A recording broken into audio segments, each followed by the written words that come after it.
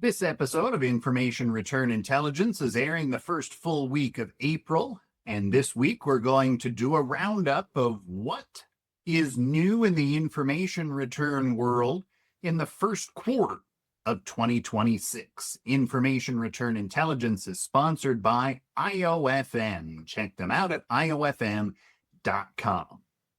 And welcome to this week's episode of Information Return Intelligence. I'm Jason Dynison. We are going to cover what is new with information returns in the first quarter of 2026, January, February, and March. Probably the top thing to say is that as of the airing of this episode, which it's set to drop April 8th, the W-9 still has not changed. There's that draft that's out there that we've talked about many times, and it still hasn't been released. But I check the IRS website obsessively several times a day to see if it's changed, and it hasn't yet. But as soon as it does, we'll let you know. So let's start at the start. The month of January, there was an interesting private letter ruling that the IRS released relating to a Native American tribe and whether or not the tribe needed to issue 1099s to a prize winner at a powwow. And the tribe made three arguments against needing to issue a 1099. They said, number one, we're not subject to taxation, so we shouldn't need to issue 1099s. Number two, the law says that persons engaged in a trade or business need to issue 1099s, and we're a tribe, not a person. And number three, they said, anyway, we're not engaged in a trade or business. This is a cultural event that loses money. In the private letter ruling, the IRS rejected all three of those arguments. I think that provides some insight for any organization. Even if you're a for-profit corporation or something, I think that it provides more insight for any organization. I have it on my list to do an episode about this private letter ruling, so we'll have that in the coming weeks. Also in January, the Treasury Department released proposed regulations relating to backup withholding and Form 1099-K. Most of you listening to this probably are not issuing 1099-Ks, so we're going to keep this very brief.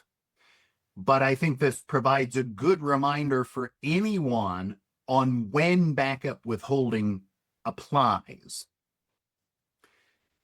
So the 1099-K reporting threshold for third-party settlement organizations is $20,000 received by the vendor on the platform and 200 transactions. Both of those things have to be true before the third-party settlement organization issues a 1099-K.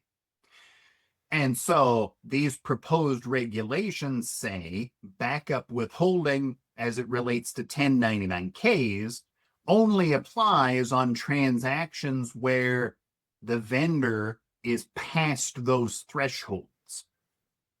And so a 1099-K will be issued.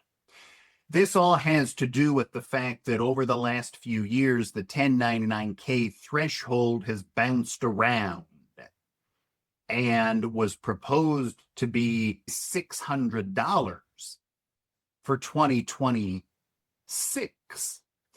And then the big, beautiful bill last summer reset everything back to that $20,000 and 200 transaction threshold. That's what this is all about, is just saying, okay, backup withholding for 1099-K is reset back to those thresholds as well. Again, most of you probably are not issuing this form, so it doesn't apply to you. But it's a good reminder for anyone that backup withholding is on reportable transactions. So if you're paying a contractor and it's a 1099 NEC, the threshold at which backup withholding would need to start would be $2,000 for 2026, because that's the threshold at which you have to issue a reporting form. Also in January, the Treasury Department released proposed regulations relating to information reporting for the new deduction available for interest paid on qualified vehicle loans. That's all we're going to say, but it gets into when you have to issue this new form called a 1098 PVI. Then we get into February. The IRS released draft W-9 instructions. This is a follow-up to them issuing a draft form W-9 in September with no instructions. And we've covered that many times on this program, that the draft W-9 would prohibit anyone marking individual sole proprietor from giving an EIN. They'd have to give their social security number. Some people have said, well, maybe the IRS won't actually go forward with this. That's what they had said after the September release of a draft form. Well, in February, they dropped draft instructions, which means that the IRS, I don't think, is going to forget about this. But as of the airing of this episode on April 8th of 2026, it still hasn't been released for real yet. As always, Information Return Intelligence is sponsored by IOFM, the Institute of Finance and Management, a great organization to be a part of if you're involved in accounts payable, accounts receivable, procure to pay, finance, anything like that. The spring conference in Orlando is coming up in about a month. You can still register. Go to iofm.com for more information. You can join the ranks of over 30,000 certified financial operations professionals if you take IOFM certification courses. I teach the certification course on 1099s. There are also certification courses on accounts payable and procure to pay. These certification programs provide you with sharper skills, more respect. These designations are recognized in the industry and provide the opportunity for career advancement. Companies such as Coca-Cola, FedEx, Fruit of the Loom, and many more have sent people to these certification programs. You don't have to be an organization of that size, though, to benefit. Any organization that deals with accounts payable issues will benefit from being a part of IOFM. Go to iofm.com for more. And now back to the show. Then we get into March. In March, the IRS released an e-file waiver request for e-filing of Form 1042, which is something that we've talked about, how some organizations may face a hardship with getting Form 1042 e-filed. So the IRS put out a waiver process where you can write a letter to them asking for a waiver of e-filing this year. As detailed in a different episode a few weeks ago, I don't recommend using that procedure, but it is there if you really need to. Also in March, the IRS released another draft of the 2026 version of Publication 1099. And this is actually the third time in 2026 that they've put out a draft of Publication 1099. In prior drafts, the IRS had softer language about the closing of the fire system. In prior drafts, they just said, we plan to shut it down in December of 2026. The most recent draft now says it will be shut down and that IRIS will be the only method of filing information reform. And IRIS will be the only method of filing information forms next year. And the latest draft also says that basically the IRS is scrubbing references to fire and the fire publication, which is publication 1220, they're removing references to those things. So that's another one where some people have said maybe they'll change their mind on this, but it sure doesn't seem like they're going to change their mind.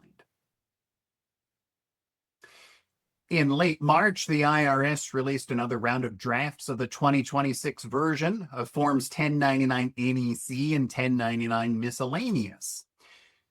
And these drafts retain what's been in prior versions, which is new boxes for reporting of overtime pay and tips. Most issuers of 1099s probably won't use those forms, but you might once in a while. One other new item on these drafts, and I don't know if it's a big deal or just a footnote, it's probably just a footnote, but the draft form breaks down the name and address fields into separate boxes. Whereas in the past, it's always just been one big box that encompassed all of that. Now each item has its own separate field. Also in March, the Treasury Department released proposed regulations that basically make it easier for issuers of Form 1099-DA for digital asset reporting. The proposed regulations make it easier for issuers of that form to provide the form electronically.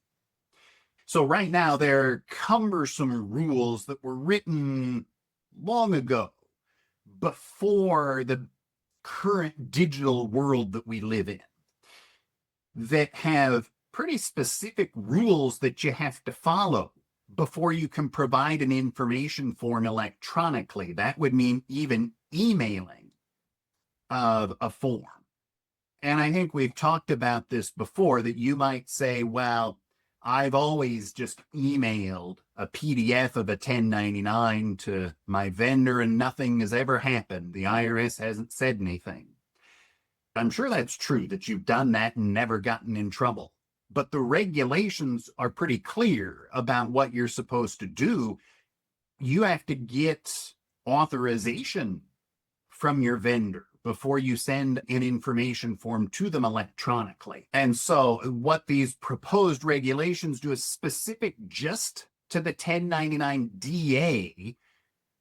The regulations make it much easier for issuers of this form to send electronically. And at the same time, the Treasury Department announced that they're soliciting comments from the public on revisions to all of these rules relating to electronic sending of information forms.